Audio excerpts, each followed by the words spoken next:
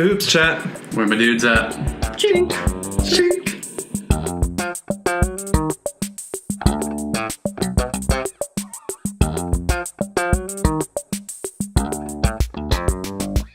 All right, so today we're going over more of the NBA teams. Right now we're going over the Portland Trailblazers. Going to talk about what we think they should do during the offseason as well as how we feel like they did during the season, including the draft. And we're going to start with that there. What do you guys think about their draft picks, Anthony Simons and Gary Trent Jr.? I feel like everyone kind of questioned their pick of Anthony Simons. He seems very young. I mean, he just has high school basketball experience.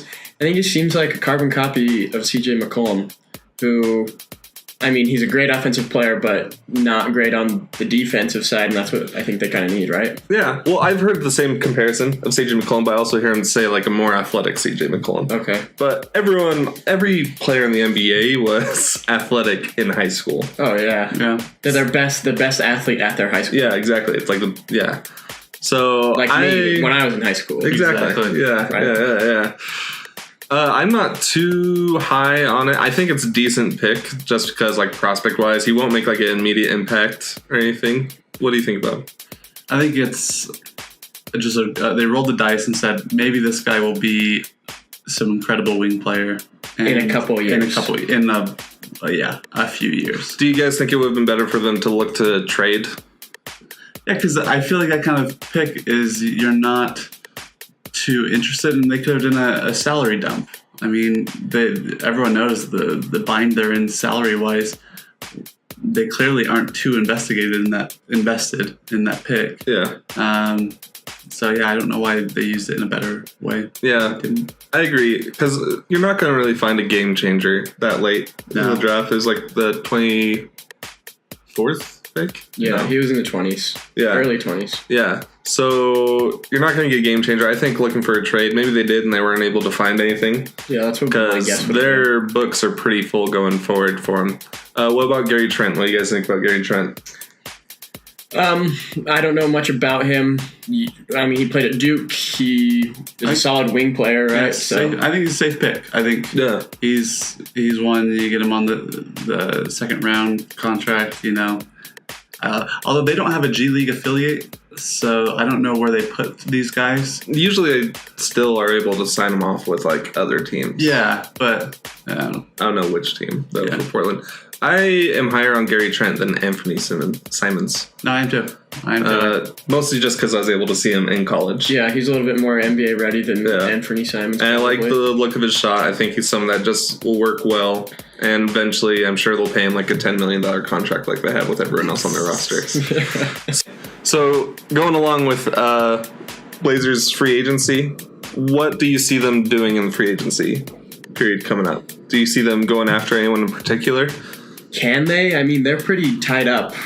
They're paying 110. I think it's 111. Yeah, 111 season already. Yeah. But they have some unguaranteed contracts, so they can kind of cut from that 111, but not much, right? Yeah.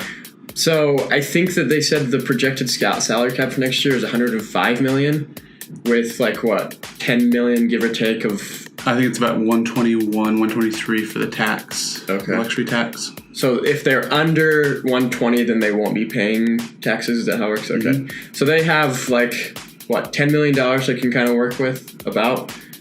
They're not going to get anyone big from that $10 million. They could keep Nurkic, I think.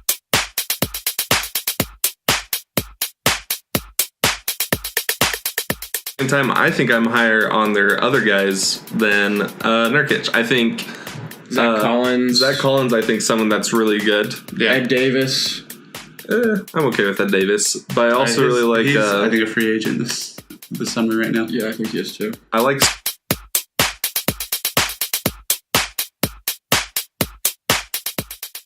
Swanigan on their team as well.